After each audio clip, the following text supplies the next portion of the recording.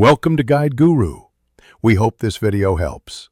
You start by confirming Snip It is installed and updated so you avoid unexpected behavior. This saves time. Sign in and allow clipboard and notification permissions so captures and exports work smoothly. Once done, open the app or web page you'll capture from and position windows for a clean frame. Make sure cursor and overlays won't obstruct content. Now select Snip It's capture mode from the tray or shortcut and get ready to take the first snip. You focus on precision by choosing the right capture mode: rectangle for screens, freeform for irregular areas, window for app-specific snaps, because mode affects final quality. Use zoom and grid guides to align critical elements. Hold Shift or another modifier to constrain proportions when needed.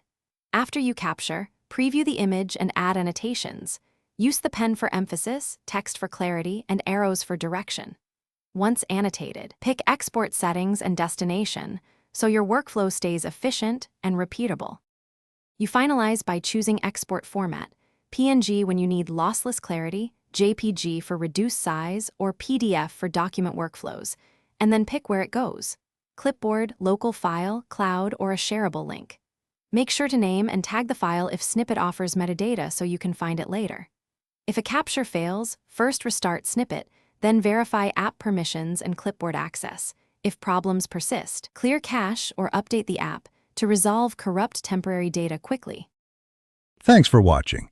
Consider subscribing if we helped you today.